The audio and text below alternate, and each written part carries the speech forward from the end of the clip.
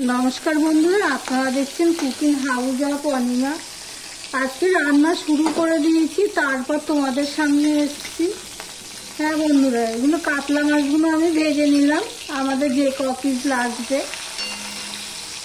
আজকে আমি কাতলা মাছটা রান্না করব আলু আর বেগুন দিয়ে। তার জন্য দেখো মাছগুলো আমি ভেজে নিচ্ছি।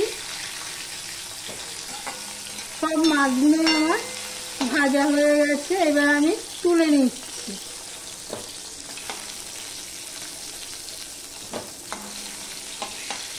ভিডিও শুরুতে একটা লাইক দিয়ে কন্টিনিউ করো। এবারে দেখো আমি বেগুন কেটে নিয়েছি ঠিক এইভাবে। এবার বেগুনগুলোকেও আমি ভেজে নেব, নুন হলুদ ছাড়াই ভেজে নেব।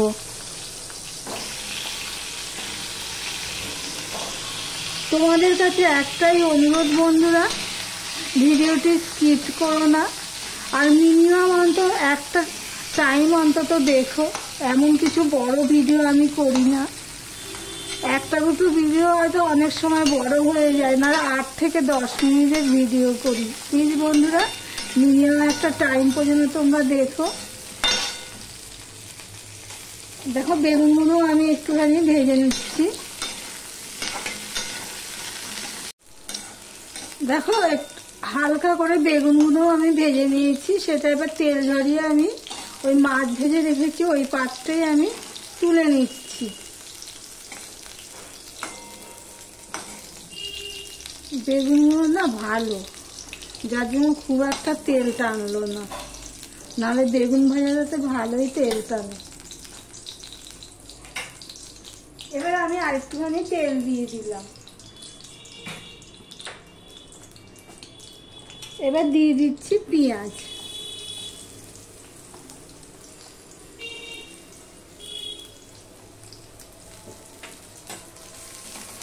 পেঁয়াজটা একটু নুন দেবো তাড়াতাড়ি হওয়ার জন্য।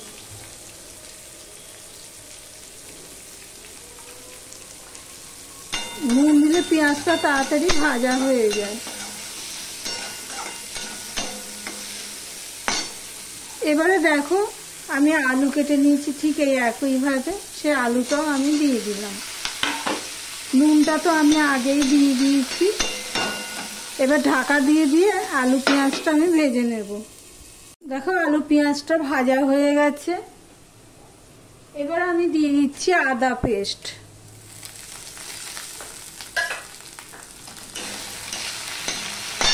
দিয়ে দিচ্ছি একটা টমেটো কুচি,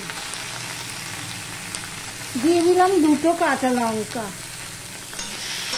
দিয়ে সম্পূর্ণটা মিশিয়ে নিয়ে আমি একটুখানি কষিয়ে নেব, মিনিট খানিক কষিয়ে নেব। আমার ভিডিওটি এই পর্যন্ত যারা দেখছো লাইক দাওনি, চট করে একটা লাইক দিয়ে কন্টিনিউ করো। দেখো আমার মিনিট খানিক আমার কষানো হয়ে গেছে। এবার আমি মশলা অ্যাড করব। তার জন্য দেখো আমি নিয়ে নিয়েছি 1 চামচ জিরের গুঁড়ো, 1 চামচ ধনের গুঁড়ো, হলুদ নিয়ে নিয়েছি, হাফ চামচ নিয়েছি আমি লঙ্কার গুঁড়ো। দিয়ে দিচ্ছি অল্প একটুখানি জল। এবার মশলাটা ভালো করে আমি কষিয়ে নেব, আমাকে আরেকটু জল দিতে হবে।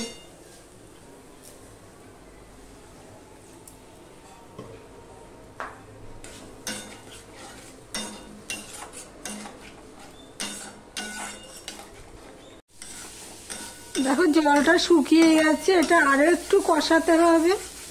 আমি আরেকটু জল দিয়ে দেবো, কেননা মশলাটা ভালো করে কষাতে হবে।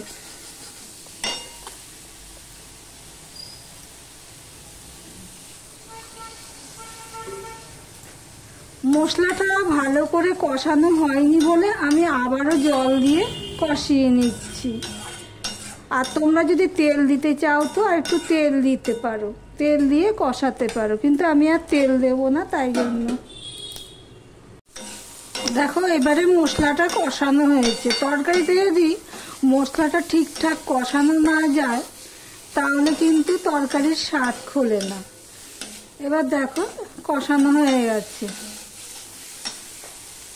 এবার আমি দিয়ে দিচ্ছি জল। গ্যাসের ফ্লেমটা আমি একদম হাই করে দিলাম,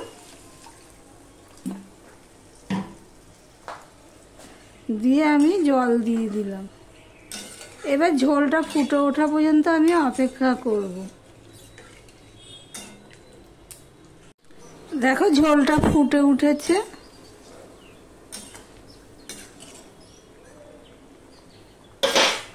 এবার একে একে আমি বেগুনটা তো কমপ্লিট পুরো ভাজিনি, হালকা করে ভেজে নিয়েছি, তাই বেগুন আর মাছ দুটোই আমি দিয়ে দিচ্ছি।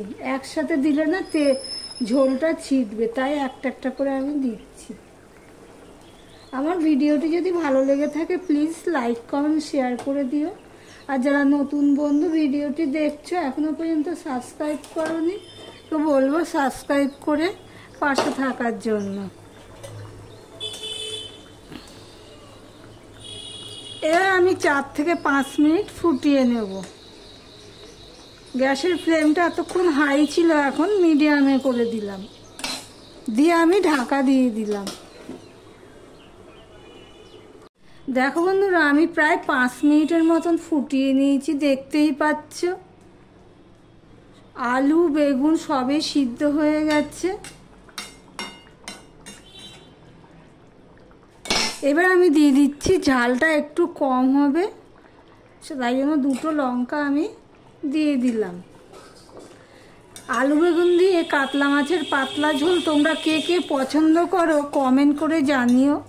হালকা মশলা দিয়েই করেছি, দেখতেই পেয়েছো। লঙ্কার গুঁড়ো সেরকমভাবে দিইনি। এবার আমি দিয়ে দিচ্ছি ধনেপাতা কুচি। গ্যাসের ফ্লেমটা কিন্তু একদম ছোট করে দিয়েছি, দিয়ে ধনেপাতা কুচি আমি দিয়ে দিলাম।